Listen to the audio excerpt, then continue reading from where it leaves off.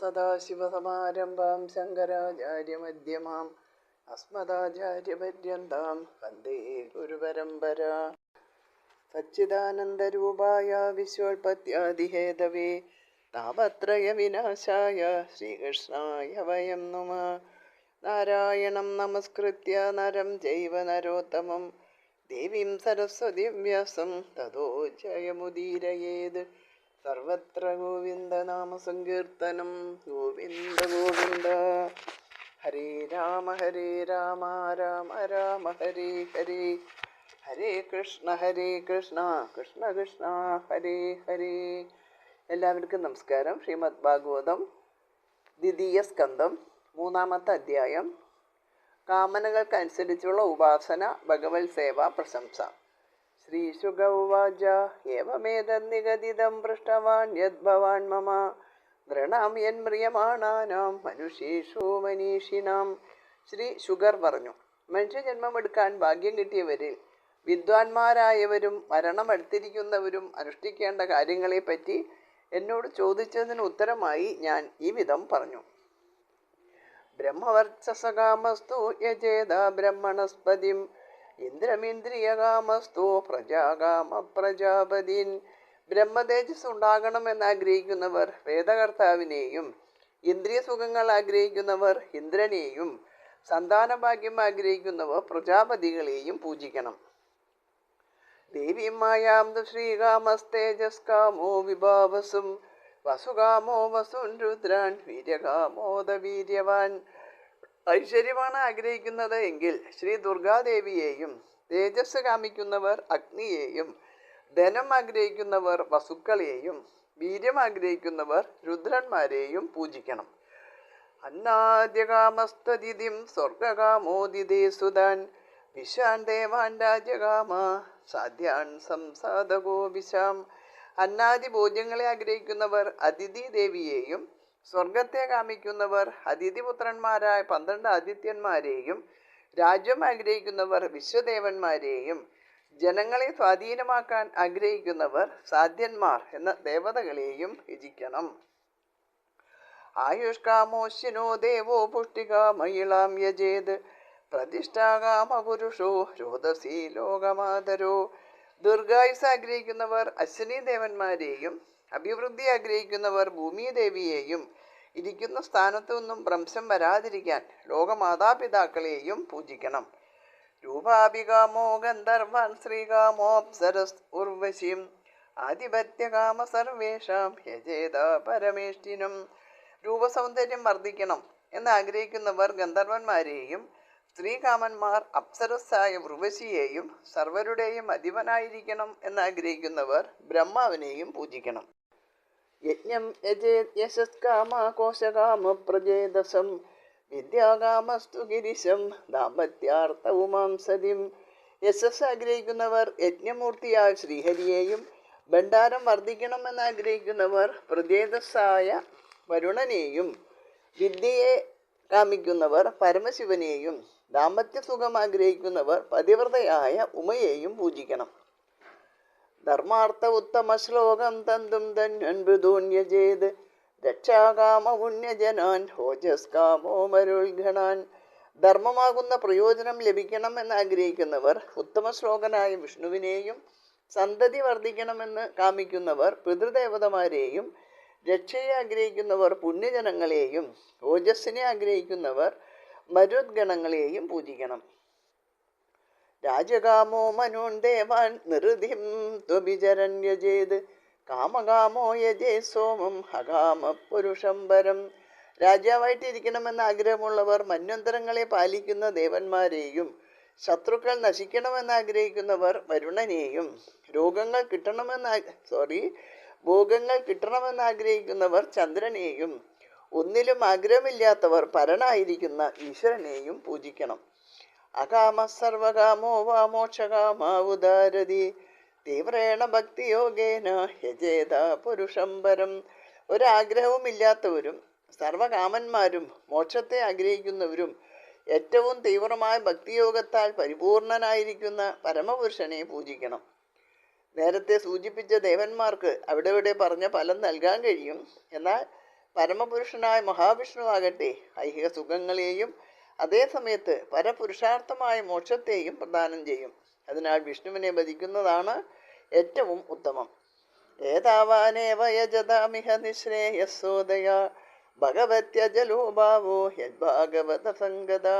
ഈ ലോകത്തിൽ ഏതു ദേവനെ ഏത് ആഗ്രഹത്തോടെ പൂജിച്ചാലും ആ ദേവൻ പ്രസാദിക്കുമ്പോൾ ആ ഫലം മാത്രമല്ല ലഭിക്കുന്നത്, അത്രയും പ്രയത്നം കൊണ്ട് അന്ധകരണം ശുദ്ധമാകും. അതിലൂടെ ഭഗവത് ഭക്തന്മാരുമായുള്ള ചർച്ചയും അങ്ങനെ ഭഗവാനിൽ ഉറച്ച ഭക്തിയും ഉണ്ടാകുന്നു. അതായത് ഭഗവാനിൽ ഇളക്കമില്ലാത്ത നിരന്തരമായ ചിന്തയുണ്ടാകുന്നതാണ് ശ്രേയസ്. ജ്ഞാനം യഥാ പ്രതിനിവൃത്ത ഗുണോർമിചക്രം ആത്മപ്രസാദ ഉദയത്ര ഗുണേശസംഘ കൈവല്യ സമ്മതപദസ്ത്വത ഭക്തിയോഗ കോന്നൃതോ ഹരികഥാസുരതിം നകുഷ്യാത്. അന്യോന്യ സമ്മേളന നിമിത്തമുണ്ടാകുന്ന രാഗദ്വേഷാദി വികാരങ്ങൾ ഏതൊന്നിൻ്റെ ജ്ഞാനം കൊണ്ട് ഉപശമിക്കുമോ അപ്പോൾ തന്നെ ഗുണങ്ങളുടെ ഇല്ലായ്മയാൽ അന്ധക്കരണ നൈർമല്യം ഉണ്ടാകുമോ തുടർന്ന് വൈരാഗ്യവും അതുതന്നെ കൈവല്യമെന്ന് സമ്മതമായിരിക്കുന്ന ഭക്തിയോഗവും സംഭവിക്കുമോ അതിനുപകരിക്കുന്ന ഹരികഥകളിൽ നിർവൃതി അനുഭവിച്ച് അതിൽ രതി വർദ്ധിപ്പിക്കാതെ ഇരിക്കുമോ? ശൗനഗോവാച ഇത്യഭിവ്യാഹൃതം രാജ നിശമ്യ ഭരതർഷഭ കിം അന്യത് പൃഷ്ടവാൻ ഭൂയോ വയ്യാസഗിർഷിം ഗവിം ഏതശുശ്രൂഷതാം വിദ്വൻ സൂതാനോർഹസി ഭാഷിതും കഥാ ഹരികഥോദർക്ക സദാം സ്യൂഹോ സദസ്സി ധ്രുവം. ശൗനകൻ പറഞ്ഞു, ഹേ വിദ്വാനായ സൂത, ഇപ്രകാരമുള്ള വാക്കിനെ കേട്ടിട്ട് ഭരതകുലത്തിലെ ശ്രേഷ്ഠനായ രാജാവ് ഋഷിയും കവിയുമായ വ്യാസപുത്രനോട് പിന്നെ എന്തു ചോദിച്ചു? കേൾക്കാൻ ആഗ്രഹിക്കുന്ന ഞങ്ങളോട് പറയാനായിക്കൊണ്ട് നീ അർഹനാണ്. സജ്ജനങ്ങളുടെ സദസ്സിൽ തുടർച്ചയായി ഹരിയുടെ കഥകൾ തീർച്ചയായും വന്നു ചേരാതിരിക്കുകയില്ല. അവർ തമ്മിലുള്ള കഥകൾ കേൾക്കാൻ ഞങ്ങൾ ഇച്ഛിക്കുന്നു എന്ന് അർത്ഥം.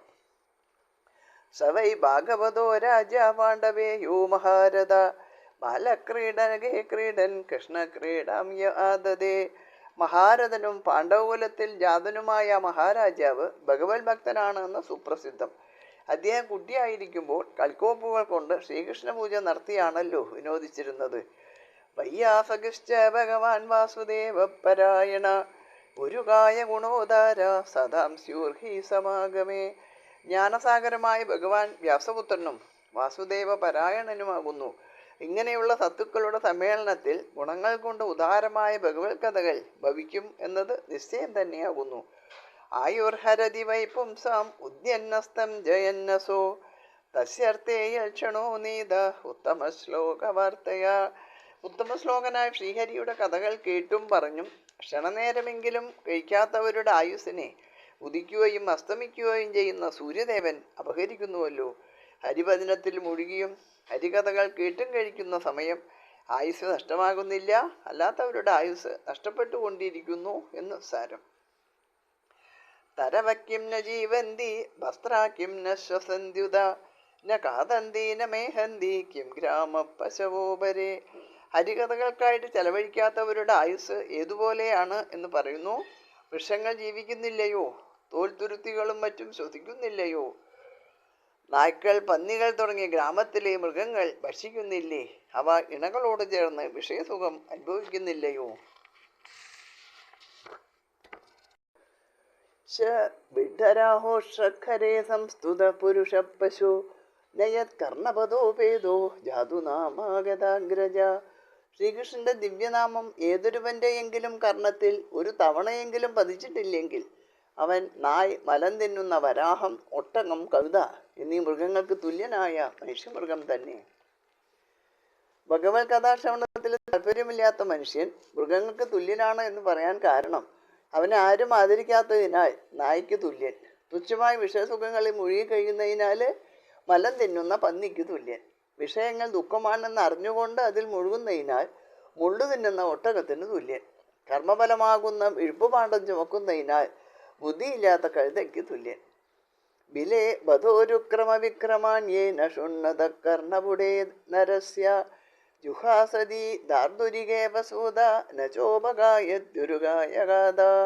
ഏതൊരു മനുഷ്യന്റെ കർണപുടങ്ങളിൽ വിക്രമനായ ഭഗവാന്റെ കഥകൾ വീഴുന്നില്ലയോ? ആ കർണദ്വാരങ്ങൾ വെറും ഗുഹകൾ മാത്രം. ഭഗവാന്റെ ചരിത്രങ്ങളെ കീർത്തനം ചെയ്യാത്ത നാവ് തവളയുടെ നാക്കുപോലെ അപസ്വരം പുറപ്പെടുവിക്കുന്ന ഉപകരണം മാത്രം. വീട്ടിനുള്ളിലെ ദ്വാരത്തിൽ വസിക്കുന്ന പാമ്പ് വീട്ടുകാരനെ നശിപ്പിക്കുന്നത് പോലെ ഭഗവത് കഥകൾ കേൾക്കാത്ത ചെവികൾ ആ ജീവനെ നരകത്തിൽ വീഴ്ത്തുന്നു. തവളയുടെ നാക്ക് ഇരപിടിക്കാൻ പുറത്തേക്ക് നൂടുന്നു, എന്നാൽ അത് പുറപ്പെടുവിക്കുന്ന ശബ്ദം അപസ്വരമാണ്. ഈശ്വരനാമം ജപിക്കാത്ത നാവ് തവളയുടെ നാവ് പോലെ അനാവശ്യ ശബ്ദം പുറത്തുവിടുന്ന ഉപകരണം മാത്രം.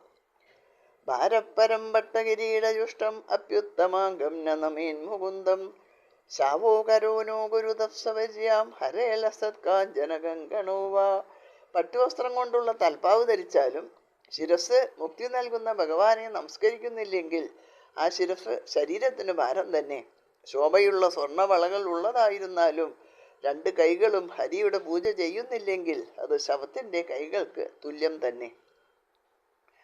ബർഹായിതേ നയനേ നരാണാം ലിംഗാനി വിഷ്ണോർന്ന നിരീക്ഷതോയേ പാദോ നൃണാം തോ ദ്രുമജന്മഭാജോ ക്ഷേത്രാണി നാനും പ്രജതോ ഹരേര്യോ. ശ്രീ വിഷ്ണുവിൻ്റെ മൂർത്തികളെ നോക്കാത്ത കണ്ണുകൾ മയിൽപ്പീലി കണ്ണുകൾ പോലെ അലങ്കാരം മാത്രം. വിഷ്ണു ക്ഷേത്രങ്ങളിൽ ചെന്ന് പ്രദക്ഷിണം ചെയ്യാത്ത കാലുകൾ ചലിക്കാത്ത വൃക്ഷങ്ങളുടെ വേരിന് തുല്യം. ജീവഞ്ചവോ ഭാഗവതാംഗ്രിരേണം ന ജാതുമർത്യോ വിലവേദയസ്തു ശ്രീവിഷ്ണുപദ്യാമനുജസ്തുളസ്യ സ്വസഞ്ജവോ യസ്തു ന വേദഗന്ധം. ശ്രീകൃഷ്ണഭക്തന്മാരുടെ പാദതൂളിയേൽക്കാൻ ഒരു കാലത്തും സാധിക്കാത്ത മനുഷ്യൻ ജീവിച്ചിരിക്കുന്ന ശവത്തിന് തുല്യം. ശ്രീ വിഷ്ണു ഭഗവാന്റെ പാദത്തിൽ അർപ്പിച്ച തുളസിയുടെ ഗന്ധം മണക്കാത്ത മനുഷ്യൻ ശ്വസിക്കുന്ന ശവത്തിന് തുല്യൻ. തദസ്മസാരം ഹൃദയം പദേദം യൽഗൃഹ്യമാണേർ ഹരിനാമധേയേ ന വിക്രിയേതാത യഥാ വികാരോ നേത്രേ ജലം ഗാത്രരുഹേഷു ഹർഷ. ഹരിയുടെ നാമോച്ചാരണത്തിലും നാമകീർത്തനത്തിലും രോമാഞ്ചം കൊള്ളാത്തവനും ആനന്ദബാഷ്പം പൊഴിക്കാത്തവനും വികാരം കൊള്ളാത്തവനുമുള്ള ഹൃദയം കല്ലിന് തുല്യം കഠോരം തന്നെ.